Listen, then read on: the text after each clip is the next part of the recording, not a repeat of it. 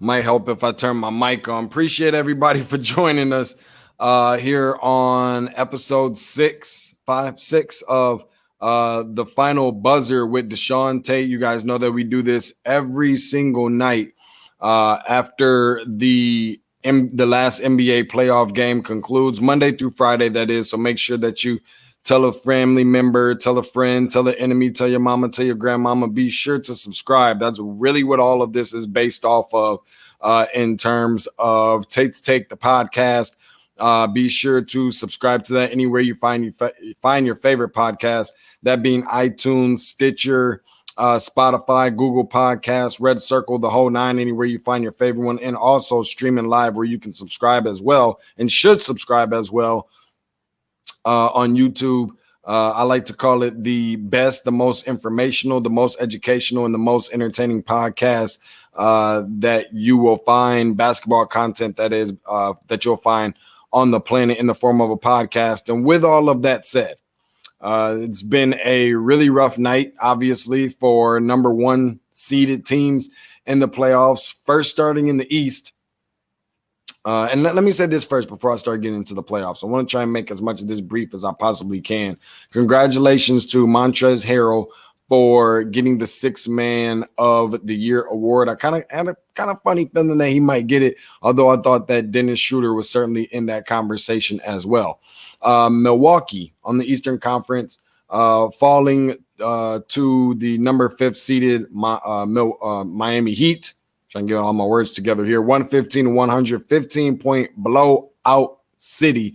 Miami now leads that series 3-0 in the Eastern Conference semifinals. And Miami, speaking of being a team that entering the game had created 16 more assist opportunities than Milwaukee did.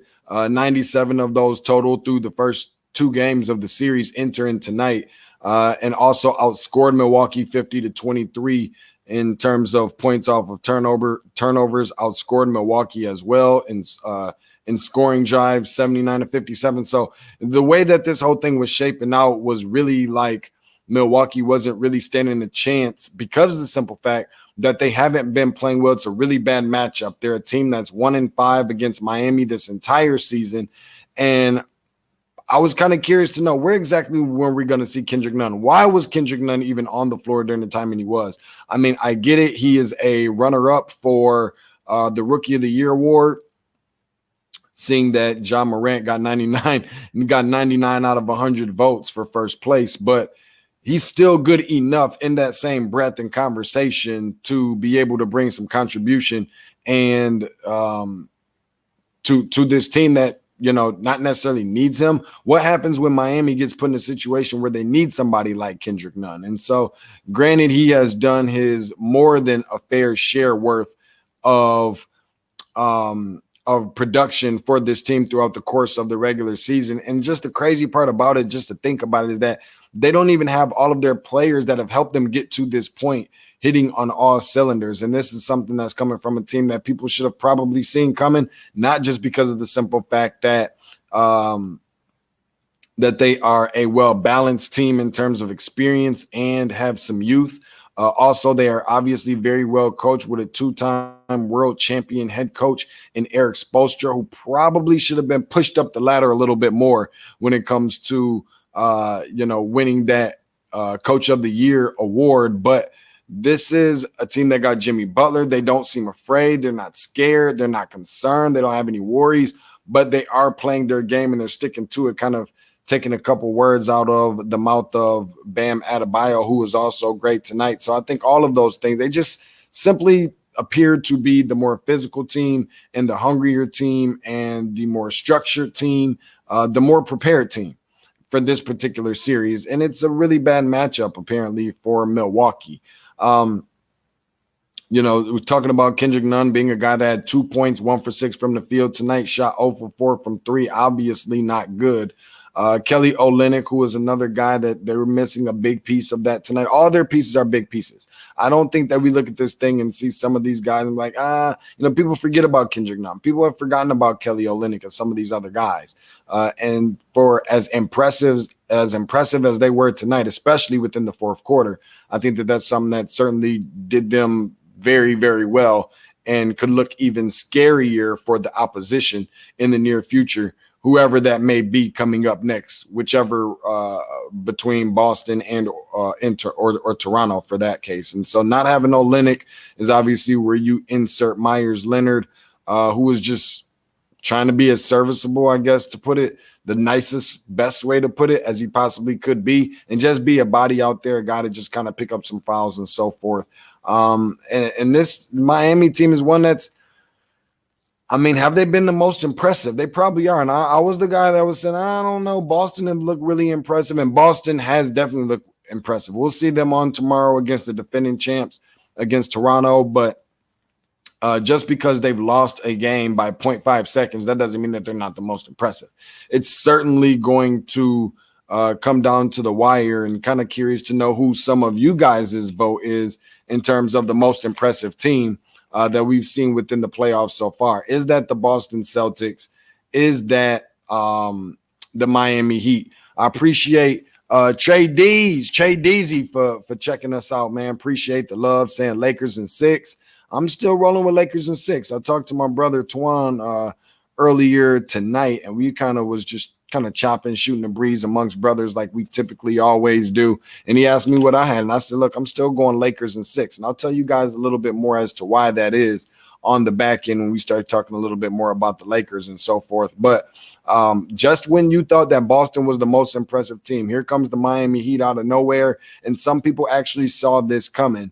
And salute to those people, because the people who told me that, which not saying I didn't believe them from the get, but the people that told me that, I know that they're diehard basketball fans and they pay really, really close attention to this stuff, and they're big time hoop heads. Miami also being a team that, you know, they Jimmy Butler was one that I felt like he's watching the same game that I'm watching. Okay, when he says we have to play hard and we play the right way, and you can play with me. That's the mentality of Jimmy Butler. That's who Jimmy Butler is. And while I'm not necessarily the biggest Jimmy Butler fan, I will say enough that I can respect the fact that he's a guy that can play good offensively, maybe not every single night, but he's going to give it every single night. And defensively, you're just not going to tell him that he's not going to give 110%. And so from that standpoint, obviously he had a good game tonight. We'll get to some of the statistics here in a second, but saying that we got to play hard and play the right way, and you could play on my team any day, that sounds like Jimmy Butler. That has Jimmy Butler written all over it, essentially. So credit to he and his teammates. Tyler Hero, Duncan Robinson, two guys that did not play well tonight, much like Kendrick Nunn. And this is just another example as to why this team has the potential of being so dangerous, because these are two guys who have not consistently and persistently played well, specifically at the same time. And they're two pieces as starters, basically, that has helped this team significantly get to the point of where they are right now. To see what they're doing as a team right now without either one of those guys playing well throughout the course of this entire series, 3 whole games together, I think is just a huge, huge credit to the coaching staff, a huge, huge credit to the players around them. These are two very young players, been in the league for a year, 2 years at the most between both guys. Tyler Hero and Duncan Robinson combined tonight. Again, some of these numbers look really good. Some of these numbers not so good. And when they can put it together at the same time, I think that that's where you'll kind of understand or overstand and kind of see where I'm coming from. Combined 19 points, 12 rebounds, 5 assists, 25% shooting from the field tonight, and 4 for 14 from 3. Those are the 2 best 3-point shooting players on their team. And I'm sure that Goran Dragic would be right up in that conversation. We talked a lot about when we talk about 25% specifically from 3-point range. That's what Jimmy Butler shoots. He did not shoot that on tonight. Jimmy Butler, 30.7 rebounds, 6 assists, 1 steal, 50% from the field. Outstanding. And with saying that, I'm really glad that I seen Giannis checking him tonight. That was something that I was really happy to see Giannis take some pride. As much crap and crow as he's had to eat or crap that he's taken from other people over the course of the last week or so, I definitely want to give him some credit for doing that for a whole 51 seconds against Jimmy Butler tonight. Bam Adebayo, 20 points, 16 rebounds. That's a monster in there. I keep comparing them to guys like, Kenneth Faried with that motor and that big, man body, kind of like Ben Wallace did when he was rolling with the Pistons. This is something I didn't necessarily see coming out of Kentucky, where I thought he was a garbage man and going to use that body. I didn't think he was terrible, but I think it's credit to him for how great of a job that he's done on the offensive end. 3 assists, 2 blocks, 7 for 8 from the field for Bam, and 6 for 7 from the free throw line. Why Giannis isn't able to shoot that well? And I understand. I don't like to get on people too much because I know that Giannis, some people are just not really good free throw shooters. I'm a guard. I never really shot well from the free throw line. I probably didn't shoot as bad as Giannis, but I didn't go to the line as much as Giannis either. Not comparing DeShaun Tate to Giannis Antetokounmpo, but I am comparing Giannis Antetokounmpo's free throw shooting percentage to Bam Adebayo, and tonight 6 for 7. We'll get to Giannis's free throw percentage here in a second. Also, heavy and major contributors for this team. Jay Crowder, don't want to forget him. He kind of seemed to get lost, especially on the offensive end when it comes to the conversation behind why this team is winning. 17 points, 4 rebounds, 5 assists, 5 for 11 from 3. From long distance for him. And then the guy that a lot of people seem to forget that is the unsung hero. I call him the unsung hero of this team because he always finds a way to come through for the team in moments where they need a big bucket or they just need a big play in general. Goran the Dragon Dragic, 15 points, 5 rebounds, 3 assists, 2 steals, 1 block in a game that he wasn't nearly as good as he's been throughout the course of this series or the last one. That's where you have to give him a lot of credit. Now, in regards to Milwaukee, I thought that they really were looking very aggressive early and often. Is something that was needed, according to head coach Mike Budenholzer before this game, and that they needed to go out for the knockout punch. And as much as they tried, obviously they came up successful. And just also noting and seeing that, this is a time where the Milwaukee Bucks scout team, their assistants, their staff that prepares them for these type of moments and situation was going to be heavily under the microscope entering game 3. And it doesn't really seem like that they've really been doing much of a good job. Either that or they just don't have the players to be rolling out there. And I know Dante DiVincenzo did a much better job coming off the bench, but what we haven't seen from this team is, Robin Lopez going, down the bench, and Pat Connaughton is not logging a lot of minutes, nor probably should he the way that he's been playing. There's somebody else, Ersan Ilyasova, Kyle Korver, guys that typically are big-time shot makers and made their name in this league doing just that, has not been particularly shooting well, let alone getting plays ran for them, nor should they have the way that they've been playing as of late. I was curious to know how they would match the physical intensity of the Miami Heat, and we haven't been seeing that. And I think that's one of the bigger common denominators that one of the biggest pieces that you can highlight about this team is that I read somewhere on Twitter, and I think somebody's been kind of living in my brain a little bit, either that or listening here to the podcast quite a bit, where I've compared this Milwaukee team to the old Atlanta Hawks team that was also coached at the time by Mike Budenholzer. And it's just the type of team that they are. They're just not really a physical team. They're a good team, especially during the regular season, but they don't do all that well in the playoffs, where they just apparently seem to drop the ball. They didn't match the physical intensity, and they haven't all series. And that's a huge, huge piece outside of just Giannis Antetokounmpo as to why that they haven't, made any noise in this series, let alone win a single game. Obviously, we know no team has come back in NBA history from being down 0-3 in a playoff series. So it's obviously going to be really tough. Listening to Giannis in the post-game press conference say, we're not giving up yet, and we still believe, and we've won 4 games in a row before. I think he's supposed to say that. I don't think he really believes that that's something they're going to do. If so, he's going to be highly disappointed. So he might want to start looking forward to what I believe he won't necessarily leave Milwaukee, especially after the numbers that I heard tonight, potentially being offered I think somewhere right around and or north of like 250 million after the cap. That's ridiculous money to turn down potentially. And the Milwaukee Bucks have some really, really tough decisions to make. One of the things I also took notice was the free throw comparison. Let's talk about all of the things that Miami did to take down Milwaukee, because all of these things are very key. And it's probably going to be like, dude, move on to the next game, move on to the Lakers and Rockets game already, because this is something that sticks out like a sore thumb, if nothing else.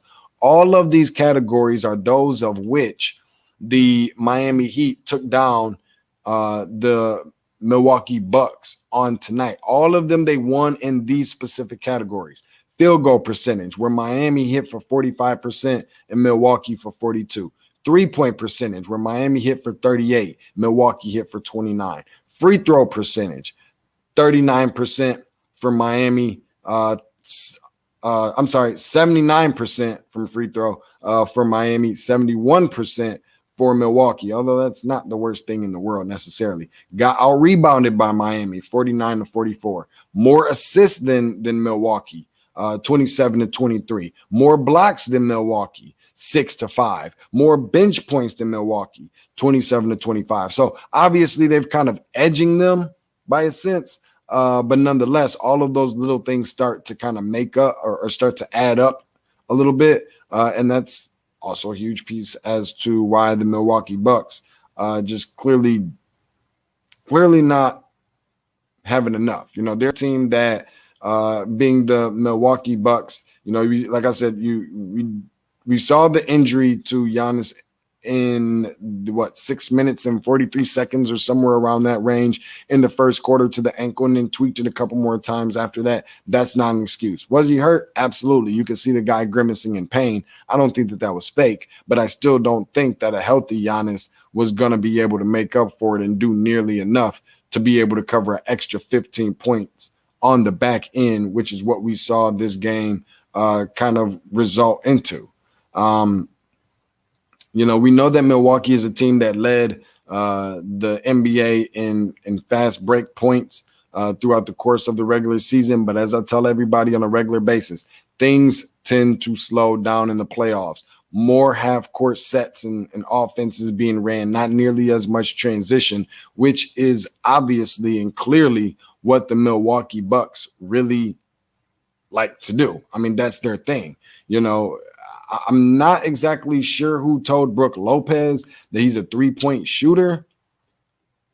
And I know that they need some three-point shooting. But if that's what they're resulting to, because they're not able to get that out of Korver and DiVincenzo and Connaughton and Ilyasova and some of those guys, I can tell you that disaster lied ahead for this team.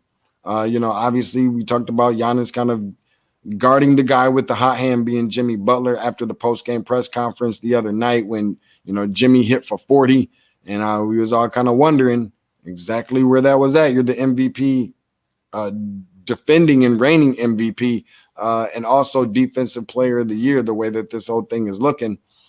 And 51 seconds on Jimmy Butler is something that they probably should have put into place a long time ago. Just if I'm just being honest, maybe that would have helped them try to get a win or at least cut the deficit a little bit closer. So I think the main thing for Giannis right now is that we start looking ahead to next season and how much he's going to be out there on the perimeter and shooting jump shots, because between the Toronto Raptors last year and the Miami Heat this year, it's like the verdict is out.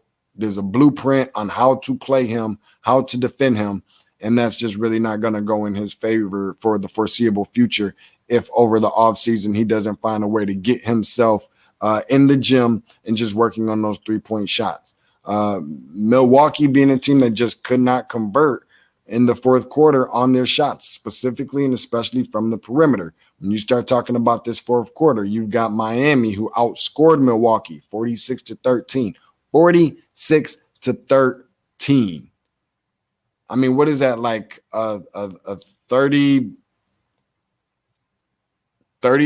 33 points or somewhere right up in that range on outscoring them in the fourth quarter alone, even from the field where Milwaukee shot 6 for 23 and Miami shot 10 for 18. How about from three where Miami shot 33%? Obviously nothing great about that, but it was better than what Milwaukee shot, where Milwaukee went 0 for 10. I guess O is a letter, 0 is the number. So let's just go with 0 for 10. Or let's just go with O, because O doesn't make much sense. And neither does what Milwaukee shot from three-point range. Last but certainly not least, the free throws. 17 for 19. Now, picture this stat in your mind, if you can even wrap your mind around this. 7 for 13 from the free throw line for Miami. 1 for 2 for Milwaukee in the fourth quarter from the free throw line. So that pretty much sums up the recap as far as that game. Let's go to the nightcap, one that a lot of more people were probably looking for, made for a little bit more of a somewhat intriguing and interesting game. But when the second half hit, it started to look very, very much like the first game that we saw. The number 4 seeded Houston Rockets take down the number 1 seeded LA Lakers, 112-97. Houston now leads that series in the Western Conference semis 1-0. Let's start off with the winning team. It's only right.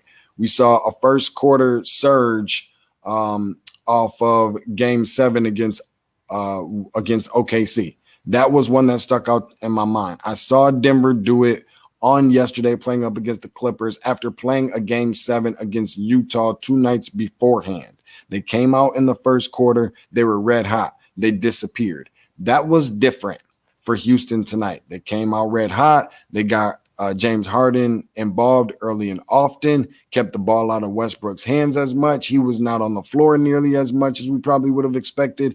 And they kind of allowed James Harden to kind of start that fire, start that car. He is the guy that stirs the drink for this team, and deservedly so, because he's been that all season. He's got the most steals in the NBA over the course of this entire year, the duration of this year alone.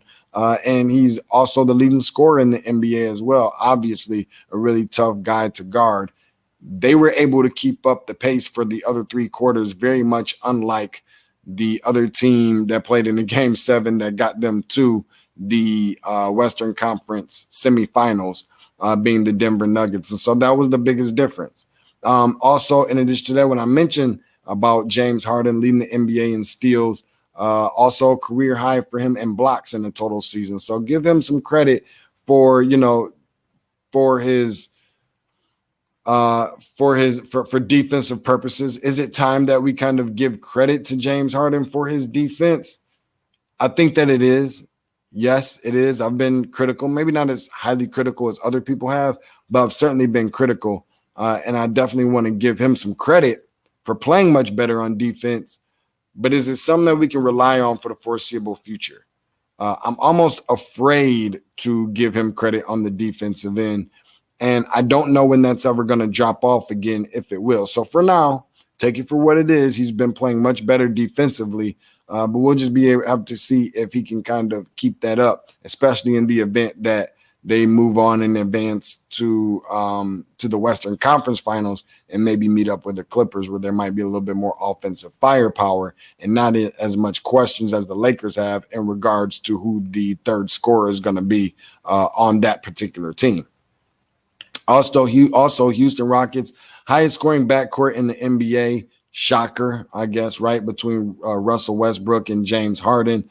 James Harden at the half, 6 career 20-plus point performance at the half. That gives him a ranking of 3rd amongst all active players in the NBA right now. I don't believe that there is an injury update on Daniel House, who I don't think is the biggest missing piece, or how much they'll really miss him because of his injury. He won't go through a concussion protocol. He did not return back tonight, and it's still yet undetermined to see as to whether he will or will not come back for the remainder of this series. I would imagine that he will, but probably more so on a minute restriction or something like that.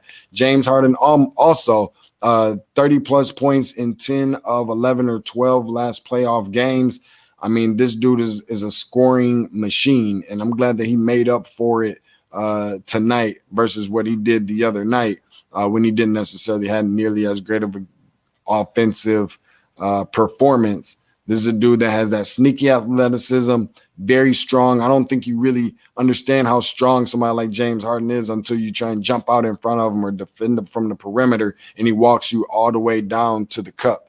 It's one of those things that I think is very special because his body looks so bad, you kind of overlook him, and he certainly, to his credit, arguably or inarguably one of the best offensive players to ever play this game. He's going to go down in NBA history as just a bucket, essentially. If you ever, I guess that's the new wave, the new thing that everybody calling it a bucket, a bucket, a bucket. If there's a such thing as a bucket, James Harden is definitely it.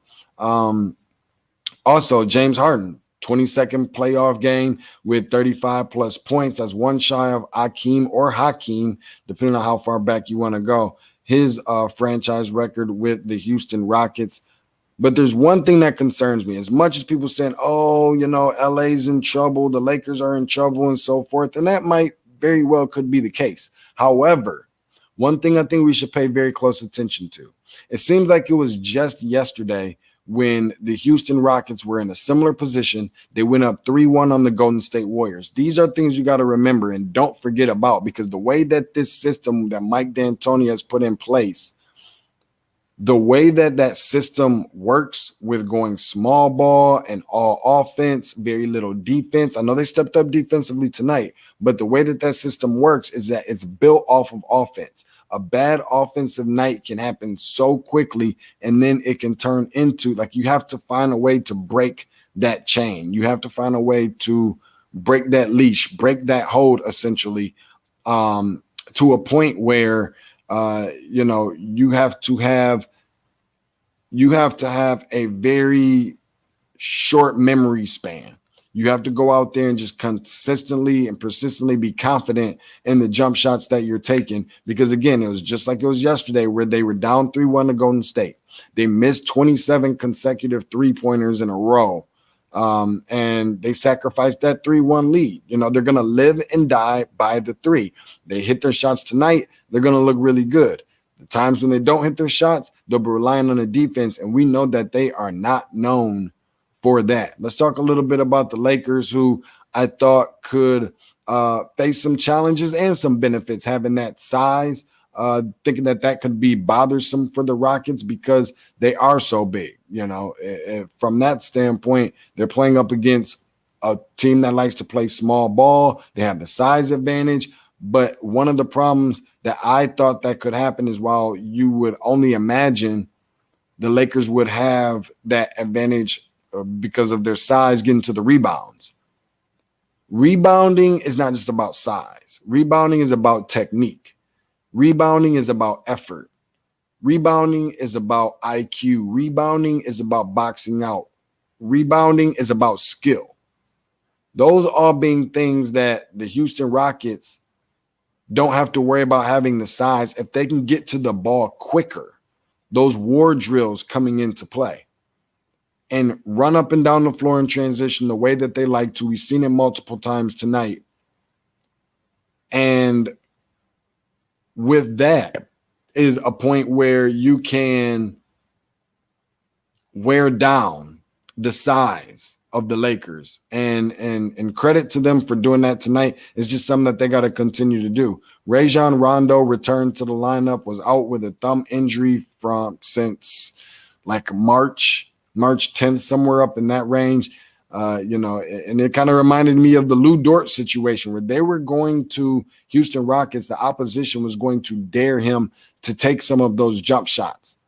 And I was curious to know exactly if they were going to try and go about it the same way. They did. Rondo hit some, Rondo missed some.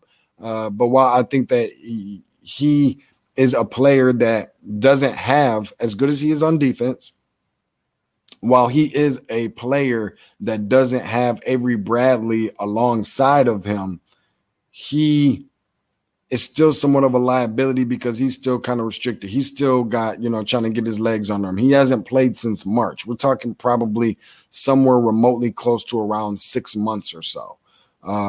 So with saying that, so much is going to rely on his shoulders, and he's an offensive liability as much as he is a defensive benefit, for this team. So, how was the Lakers going to defend the three? They didn't do a good job. They're going to have to start closing out, getting hands up, start altering some shots a little bit more. They didn't defend the perimeter very well. They didn't defend small ball very well. And it turned the size advantage turned into a size disadvantage. I was questionable about that perimeter defense entering the bubble in the postseason, even with a healthy Rajon Rondo. Alex Caruso is a liability on defense as well. He's not helping them out very much. I understand he gives them energy, but he's not your go-to backup point guard for me. And if he is, then I think that it needs to certainly be situational. Where else are you going to go to find defense when you're trying to stop or at least contain the most explosive and strongest backcourt in the NBA, the most productive backcourt, especially in terms of scoring? You've got a guy out there that's averaging 33, and you've got a guy out there that has averaged a triple-double multiple times in his career. Okay. Alex Caruso is not going to cut it. Okay. Dion washed-up Waiters is not going to cut it.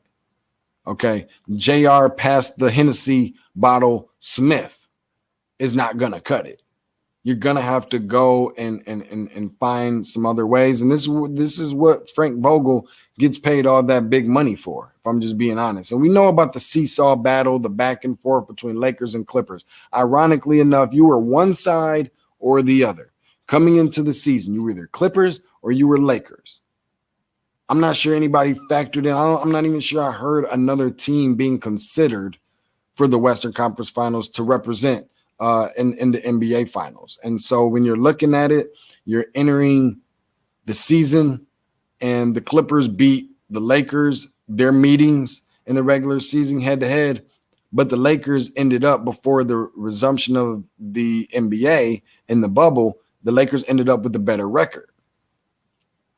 You take that to entering the playoffs after when the resumption is going on during the regular season, and the Clippers look better than the Lakers. Then you have the opportunity to start the postseason in the bubble, and the Clippers look better than the Lakers.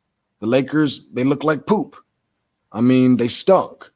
That's exactly what it was entering the playoffs. And the Lakers got their ish together.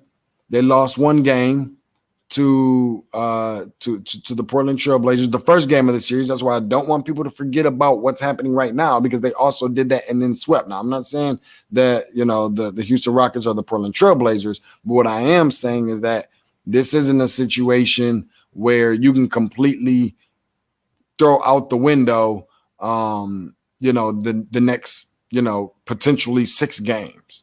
You still have LeBron James, arguably the best player in the world, on that team wearing a gold and purple uniform. Now, I don't think he's going to go out like that. But with that being said, I think this is a situation where, he looked bad, the team looked bad, and the Clippers looked good, but then they turned that around and the Lakers started to look good, and then the Clippers weren't looking nearly as good against Luka and the Dallas Mavericks. Now it's flip-flopping again to where the Clippers look like the stronger team than the Lakers. So I'm just kind of curious to see what side you're on. That's it for our recap. I appreciate everybody checking in with me, whether you're doing it today, whether you're doing it tomorrow, you're waking up to it in the morning. Be sure to subscribe. We're doing this Monday through Friday, about 15, 20 minutes-ish after the very last playoff game of the night concludes. So we're going to recap every game, every night, Monday through Friday. And that's just what we do. Be sure to subscribe to Tate's Take anywhere that you find your favorite podcast, that being iTunes, Google Podcasts, Spotify, Stitcher, Red Circle, the whole 9. Also streaming live where you can subscribe as well to Tate's Take the podcast on YouTube. On that particular podcast, as you know, I appreciate everybody here with the final buzzer. But on that particular podcast that we do regularly, you never know who you're going to get. I had an outstanding guest on today who joined us for a whole hour. That being Scoop Jackson, where we talked about a little bit of everything. I've had Jay Billis on. I've had, Jeff Greenberg on. I've had Sekou Smith and Archer Trish on. Jay Billis. I mean, the list and the names go on and on. Michael DeCourcy. I mean, we're putting this whole thing together, and I just appreciate everybody for being able to check it out. So continue to subscribe. Tell your mama, tell your grandmama, tell your family, tell your friends, tell your enemies, tell everybody about Tate's Take the podcast, and be sure to follow along on all social media platforms at Tate's Take Hoops. Again, that's TATESTAKEHOOPS. Hashtag and per usual, where basketball lives. See you with the final buzzer with DeShaun Tate on Monday after the game.